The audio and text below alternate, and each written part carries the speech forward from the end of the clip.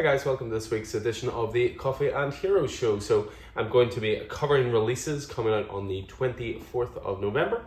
24th of November is also going to see the release of titles originally scheduled for the 17th of November.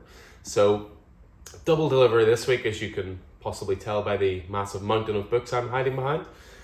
Huge delivery, easily the biggest the store has ever taken. We had over 1,100 single issues to bag and board. Thanks to Stephen for popping in and giving me a hand. Obviously Vicky helped me as well. So we got all that done on the Monday, pull lists on the Tuesday, and everything ready for collection on the Wednesday. So it's a lot of work to get it done, but it was just great to see all those titles coming in. You know, the last couple of weeks, they've been quite testing. The Diamond website is still down. We still can't place orders. So for there to be as many graphic novels as there are sort of shows what my pre-ordering is definitely going up and up, because I haven't been able to place an order for top-ups in the last 2 weeks. But I'm going to take you through the what's new in the store this week in this video. There will be another video, of course, with my pull list in there. I'll take you through that. It's rather chunky. Again, 2 weeks combined. But no, as I say, I'm here to talk you through the trades and so forth that have come in this week, and there are a lot, and a lot of quality as well. So I'm going to kick things off, first of all, with this rather chunky bad boy. This is the Once and Future Deluxe Edition, Book 1. So Once and Future has been one of our favourite series in store. Kieran Gillen, Dan Moore on art, Tamara Bonville on colours, and it's got this absolutely glorious hardcover edition. So I believe this covers the first 3 story arcs. This covers as far as issue 18. Again, Once and Future, if you're not on it, can't recommend it enough. We have the trades in store as well, just in case you don't want to go for the deluxe bad boy. But to be honest, if you add the 3 trades together, you're probably only adding a couple more pounds and getting that bad boy, and they are beautiful. Also in this week, just talking about deluxe hardcovers that are beautiful, we have the Something is Killing the Children book 1 in as well. Now it's frustrating with this. This is the hardcover, similar to Once and Future. There was a slipcase edition as well, which we still have not received. Really annoyingly, what essentially a slipcase is just, for it to go into, similar to how the absolutes are done. The book itself, for all intents and purposes, is the same. It's just that slipcase that's missing. But we'd ordered a chunk of them, then we had our order reduced. Apparently they underprinted the slipcases. There is going to be a new one coming out in February, I believe. So we can certainly, hopefully, organise those. They've got enough pre-warning. But it does show the fallibility sometimes in the pre-order system, because we ordered, I think, 9 of them. We ended up getting cut down to 2 of them, and we still haven't received those 2. But we have received these ones in, and as I said, it's the same size. It's a slightly smaller trade in terms of thickness to Once and Future. It covers the first 3 arcs as well, but it just covers issues 1 to 15, whereas Once and Future's 1 to 18.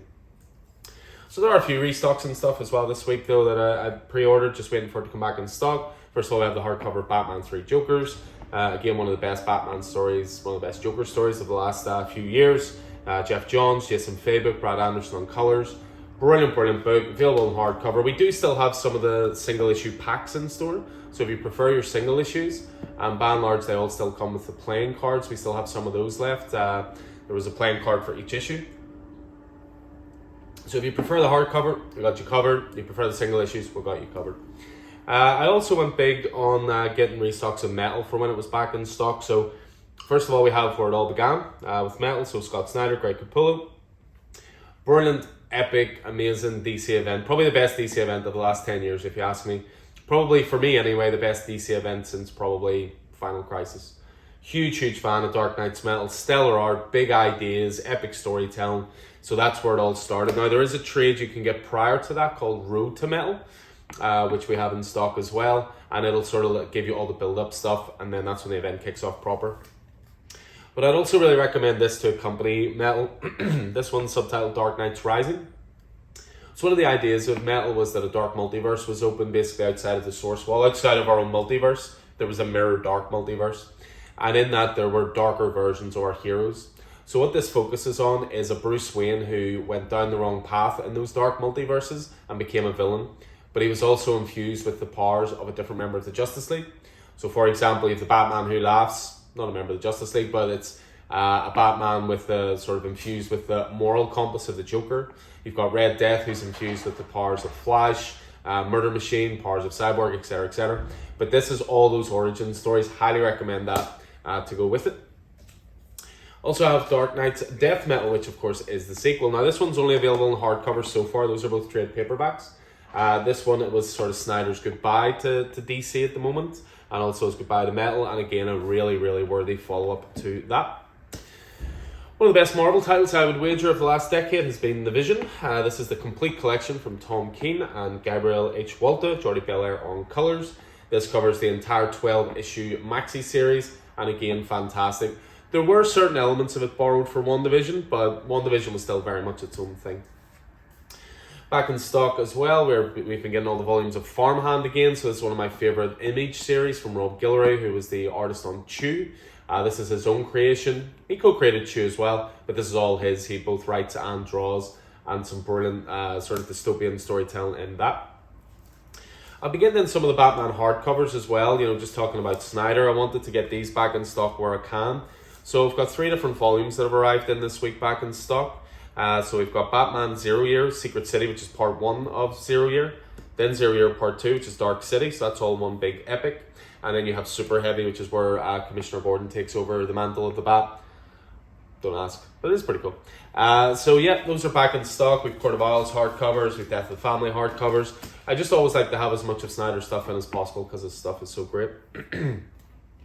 Nice big thick one for you. Next, this is Silk, Out of the Spider-Verse. So this is a complete collection for this character, Cindy Moon. So what we've got in here, we've got Amazing Spider-Man issues 4 to 6. We've got issues from 2 different Silk miniseries, 1 to 7, 1 to 6, and also Amazing Spider-Man number 1 as well, which was, I believe, her first appearance. So yeah, if you're a fan of the character of Silk, that is where you want to go, because that is pretty definitive. Next up, we have Secret Wars, Jonathan Hickman's take on a classic Marvel event, Esad Ribic on art, of course. This is a big, thick bad boy game, one of the best Marvel events, I would say, of recent times. So for this one, you've got the free comic book day Secret Wars, but then you've got Secret Wars 1 to 9 as well.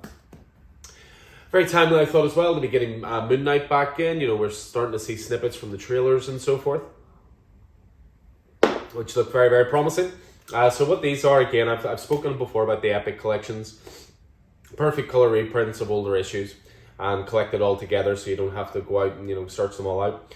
So this is essentially volume 1 of Moon Knight. It goes right back to the origin in Werewolf by Night 32. And then you've got tons of material in here. Material from Marvel Spotlight, Defenders, Peter Parker Spider-Man, Marvel 2-in-1. And then once Moon Knight gets his own series, Moon Knight 1 to 4 as well. Tons of content in that. If you're a Moon Knight fan and want to get into it from the very beginning, that is where to go. I've had a few requests recently to be getting some more Flash stuff in. Again, if you ever don't see anything in the store and something you think we should get more on stock of, suggest it to us. We'll always get in stuff, of course, that I've read, that Vicky's read, stuff that's coming out, stuff that's new. But our knowledge isn't 100%.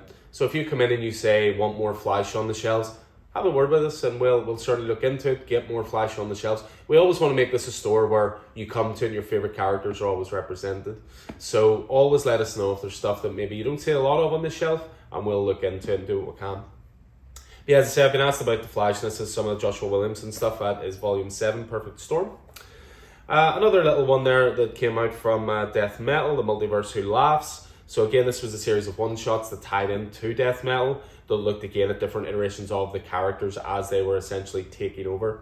So again, pretty essential. Metal to me never really had any weak tie-ins, either Metal or Death Metal. I thought it was all really good stuff. It was all pretty comprehensive and just all a lot of fun as well. Multiple copies of The Vision. Next up, we have Web of Spider-Man. This is it was a 5-issue miniseries by Kevin Shinnick, Alberto Albuquerque, and Rachel Rosenberg. So for this one, as I say, 5-issue miniseries, more of an all-ages title, which is cool. And again, it's been printed in that slightly smaller format, so you can see there, side by side. So again, aimed at younger readers, smaller hands, more comfortable for them to hold. Continue with the Epic Collection theme, we have some classic X-Men from Chris Claremont and Dave Cockrum. This one is I, Magneto. This is volume 8. This covers the early 80s of X-Men. So Uncanny X-Men 144 to 153, plus the annual, plus Avengers annual, Bizarre Adventures, Marvel Fanfare. Again, it's just a way of getting those early stories and them being as comprehensive as possible. Coming now to modern X-Men, we have Children of the Atom, Vita Ayala for this one. And this one is drawn by Bernard Chang, Paco Medina. This contains Children of the Atom 1 to 6, so straight after, I believe this came in just before X of Swords. So again, there's always been new X titles being added. And we've got a very comprehensive X-Men section for the new stuff, so always have a look at that. Next up, we have Black Widow. We're up to volume 2 of the Kelly Thompson run, which I see a nice little misprint on the sign, which I'm sure she's happy about. Apparently it's written by Kelly Thompson. There's no way you can see that from here. But yeah, this covers material from issues 6 to 10 as well, and that Black Widow series has been very, very good. If you fancy yourself a little bit of Black Knight, this was a mini-series that came out from Cy Spurrier, which went down very well. Sergio Davala on art. This was Black Knight, Curse of the Ebony Blade, 1 to 5. So again, I've heard lots of really good stuff about that. America Chavez next. This is another character who's relatively new to the Marvel Universe. So this one's America Chavez, Made in the USA, issues 1 to 5. So again, complete mini-series for that. Once again, the Epic Collections rear their head. It shows you how long Spidey's been going. This is volume 26. This is a story arc collected together called Life Theft. For this one, this is Amazing Spider-Man 381 to 393. You've got some material here from Spider-Man, Spectacular Spider-Man, Web Spider-Man, and so forth. And it seems to focus primarily on Chameleon, Shriek, and Carrion. And it also has some material regarding Peter's parents as well. Next up, Amazing Spider-Man. This is the Nick Spencer stuff. So you're up to What Cost of Victory. Issues 70 to 74 for this one. This was to do with the Sinister War. This was the goodbye to Nick Spencer's Spider-Man run, I believe. So, yeah. Very up and down run, I thought, but when it was good, it was great. Another Epic Collection for Spidey. This one's volume 6. This covers the early 70s. So you've got Stan Lee in this one, John Romita, Gil Kane, and this covers Amazing Spider-Man 86 to 104. So again, you're getting in nice and early with this stuff. You've got Morbius in here. You've got Green Goblin. Includes the first appearance of Morbius, actually. You've got Doc Ock in here, and yeah, this is the death of Captain Stacy, so quite a big arc. Ooh, that's quite the pile, isn't it? Next up, we have Justice League Endless Winter. This was a 9-issue mini-series that went across Flash, it went across Justice League Dark, went across Justice League, Superman, and was a 9-issue one by Ron Mars and Andy Lanning as well. You've got art from Howard Porter, Phil Hester, Zermanico, a lot of cool artists in that. And again, it went under the radar quite a bit. They didn't advertise it an awful lot, I thought. And I always think events will struggle if they're across titles. If that was Justice League Endless Winter 1 to 9 and it was its own mini-series, I think it would have done a lot better instead of it being, you need this and you need this issue from Flash and this issue from Justice League, etc. Just my opinion. Next up, another Epic Collection. I must be not feeling well or something when I ordered this. Why would I order Iron Man stuff? Yeah, so Iron Man, this is volume 20. So this is up to the mid-90s now. So this is subtitled Iron Man vs. War Machine in the Hands of Evil. And this is collecting Iron Man 310 to 318, War Machine 8 to 10, Force Work 6 to 7, and then some other material from Marvel Comics Presents as well. So nice chunky Epic Collection, that one. Speaking of across events, we have Infinite Destinies. So I've heard nothing but great things about this, but it was, again, a bit of a weird event the way they did it, I thought. It was set across annuals of individual stories. So you had the Iron Man annual, the Captain America annual, the Thor annual, Black Cat annual, etc., etc. Which I thought was a really strange way of doing it, because again, I've heard nothing but amazing things from this, especially regarding the Black Cat stuff. And so many people missed out on it because they got in 4 or 5 issues in and then realized, oh crap, I need those other issues. So, but that's it all collected together, the joys of trades. Next up, we have the Immortal Hulk, Great Power. So this one essentially is the tie-in series to the Immortal Hulk. So Immortal Hulk, which I just finished recently, by the way, all 50 issues. Oof, what a run. Fantastic stuff. But this one, as I say, what they did with Immortal Hulk, there was issues 1 to 50, but there was a ton of one-shots by different creators who were given their sort of free reign to play with it, so to speak. So with this one, what you've got is Immortal Hulk Great Power, The Threshing Place, Flatline, and Time of Monsters. Now, to give you some idea of some of the talent involved, you've Tom Taylor, you've Jeff Lemire, you've Declan Shalvey, you've Jorge Molina, Kevin Nolan. Tons of great talent involved in these, and they were all one-shot stories that just fleshed out the Immortal Hulk universe. Speaking of Immortal Hulk, next up we have the next hardcover for Immortal Hulk. So this has been a great way that Marvel have collected these. There'll be 5 volumes, I would imagine, in total. Maybe even 6. It depends whether they do a hardcover to include that, but anyway. Because yeah, what they're doing is they're collecting 10 issues at a time of Immortal Hulk. So this is volume 4, and this is covering issues 31 to 40. Again, fantastic run. Next up is pardon me. Next up is a Image title that I really enjoyed and no one seemed to be reading. This one called Home. So Home was a 5-issue miniseries. It was all to do with some immigrants trying to get across the border into America. And then the mother and child get separated. It was very timely. There was a lot of stuff to do with Trump at the time in the news and, separating families and all this kind of stuff. But as they get separated, the child starts exhibiting superpowers. And I was really enjoyed with that. I mean, I find it interesting that the sort of subtitle for it is drama / superheroes / immigration. So it actually has something to say, but it's also a really fun sort of superhero romp as well. Next up, we have the Mighty Valkyries. This was a 5-issue miniseries. This was written by Jason Aaron and Torun Grønbekk, with art by Mattia de Ulis. And again, this was looking at Jane Foster, the Mighty Valkyrie. You've got Loki involved in this as well. So some really good stuff. And again, it was just a 5-issue miniseries. I spoke before about X-Men. You had X-Men, House of X, Powers of 10, which led to Dawn of X, which was all the collected editions. But once Dawn of X culminated in X of Swords, you had Reign of X. So Reign of X is 6 volumes in so far. This is number 5 and 6 in this week. 1 to 4 on the shelves as well. Again, a good way of reading it because it pulls material from the different books and puts it into one storyline. So, for example, here with volume 5, you've got Excalibur issues, Sword, King and Black Marauders. With number 6, you've got Sword, X-Men, X-Force and Marauders. So, very comprehensive way of reading it. Speaking of great Image series, we have Shapecraft. This one is from the team who did Skyward. Lee Garbey on art, incredible. Really sells this book. Very Fiona Staples-esque, very Saga-esque, which is one of the biggest compliments I can give it. Joe Henderson writing as well. And I believe this has been picked up for a Netflix show as well. It basically plays on the whole idea of, being afraid of your own shadow. Really good stuff. It's only 1 volume so far, but hoping for a return. We're nearly there. I promise. Next up we have Silk. So this was a recent Silk miniseries. This was 5 issues long by Maureen Gu, Takeshi Miyazawa, and Ian Herring as well. So this was continuing on from the Epic Collection of Silk. Now the Epic Collection of Silk is the older stuff, so it doesn't contain this. This is a newer miniseries. One of the events Nick Spencer did towards the end of his Spider-Man run was Sinister War, which was a thick 4-issue miniseries. As if you needed talked into it. It's drawn by Mark Bagley.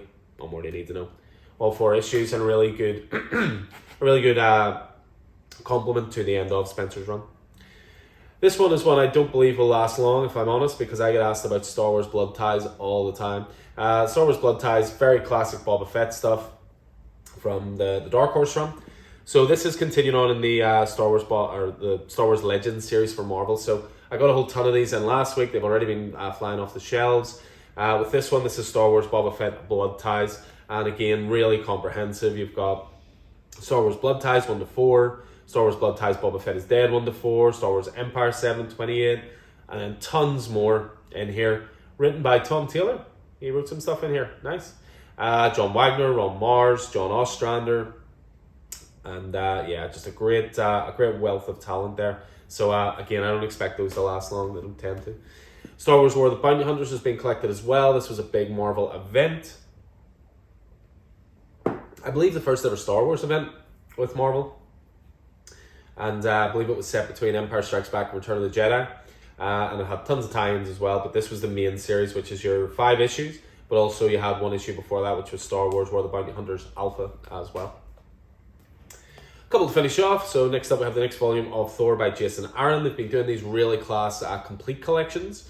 And with this one we're up to volume 4. So we're covering here Unworthy Thor 1 to 5, Mighty Thor 2023 and 700, 706. You're starting to get towards the end of Jason Aaron's epic run on Thor. So this one has Jane Foster, it has Odinson, and it has Thor. So yeah, really good stuff.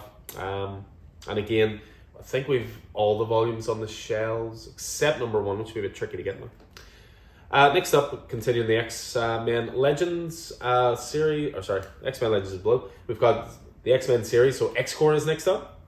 So again, this was a new series that launched. Tina Howard, Alberto Foch, Valentin Delandro. And this one is to do with the deals have been made, mutant kind is safe on its new island nation, but who safeguards the interests of the mutants who have everything?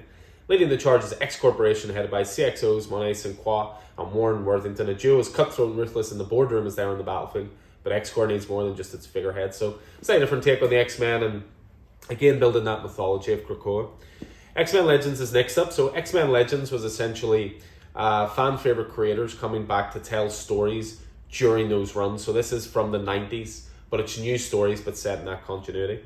So you've got people working on the first volume here, which is issues 1 to 6, such as Fabian Nakaisa, Louise Simonson, Peter David, Brett Booth, ton of great talent involved, and just screams X-Men from the 90s. We've finally reached the end, and at the end we have the other history of the DC Universe. So big silly size Black Label one, beautiful hardcover as always.